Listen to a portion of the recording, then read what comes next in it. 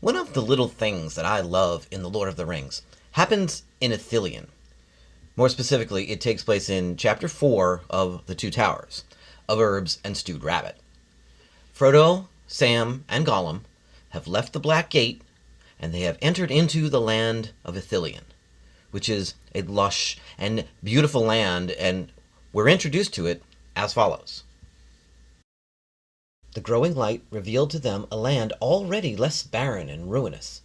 The mountains still loomed up ominously on their left, but near at hand they could see the southward road, now bearing away from the black roots of the hills and slanting westwards.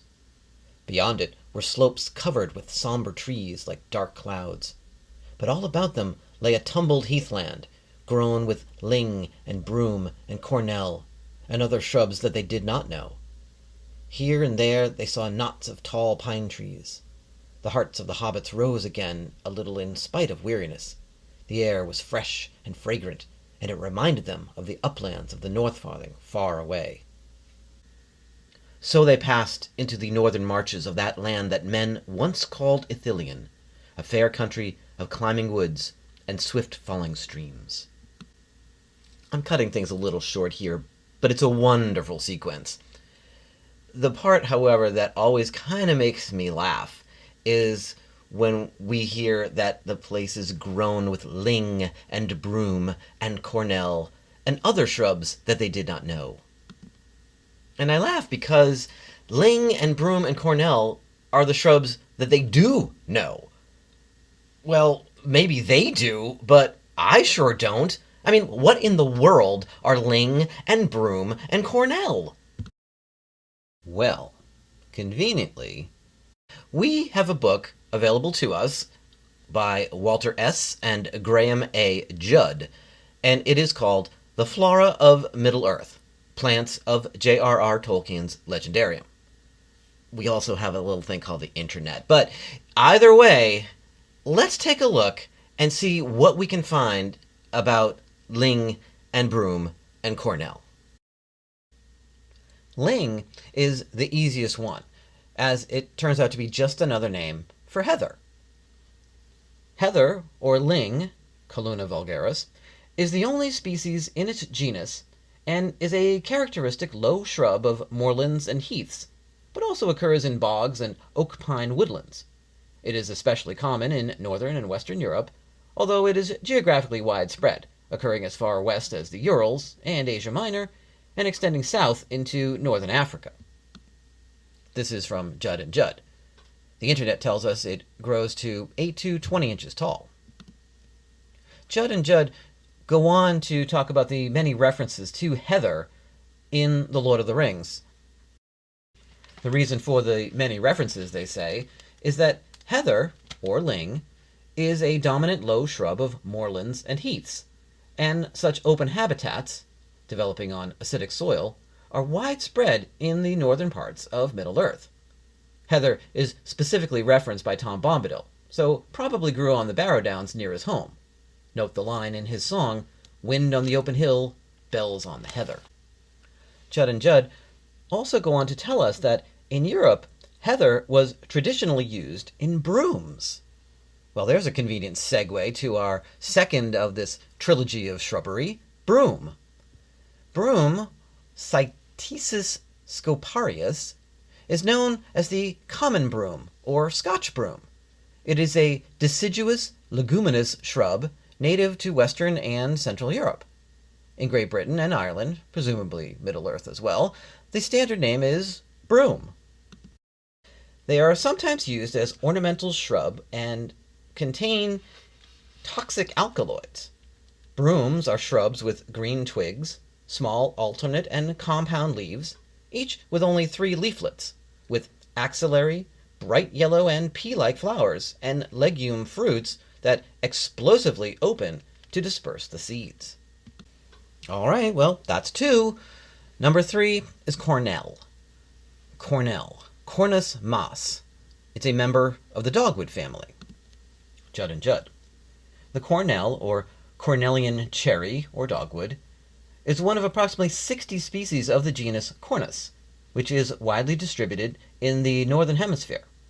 The cornel grows in southern Europe, from France to Ukraine, and also occurs in adjacent regions of southwestern Asia. The tree is also used as an ornamental, and its fruits are edible.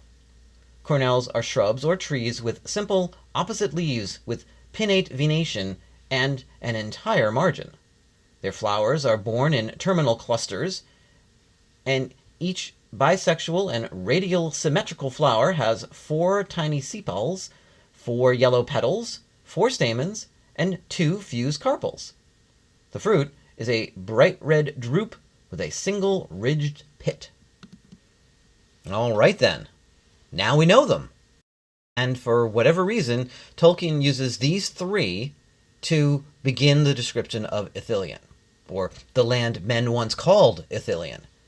Not sure why they still don't, but surely they have valid reasons, mainly that it's next door to Mordor. But the description of the land continues, culminating in what I'll call the Great List. Many great trees grew there, planted long ago, falling into untended age amid a riot of careless descendants. And groves and thickets there were of tamarisk and pungent terebinth, of olive and of bay.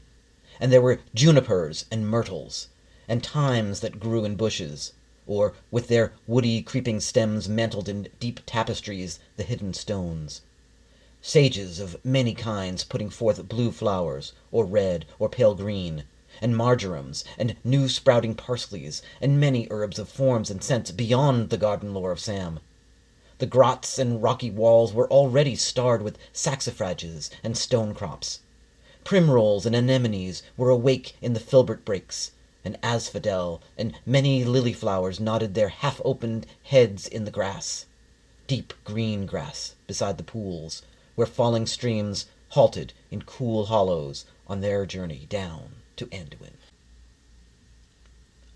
Now, it's certainly true that I don't know all of those, any more than I know or knew ling or broom or cornel.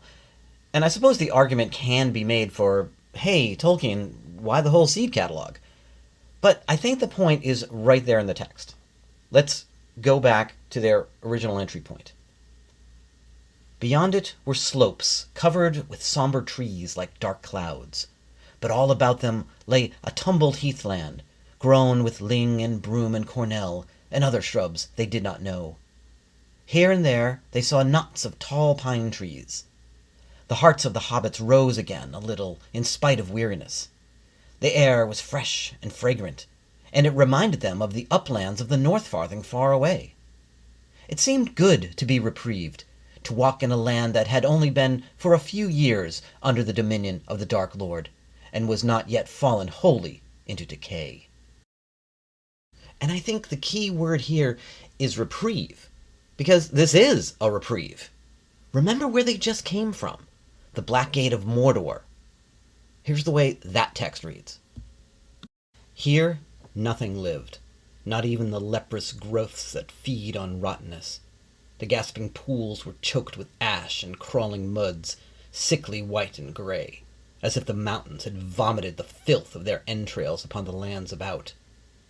High mounds of crushed and powdered rock, great cones of earth fire-blasted and poison-stained, stood like an obscene graveyard in endless rows, slowly revealed in the reluctant light.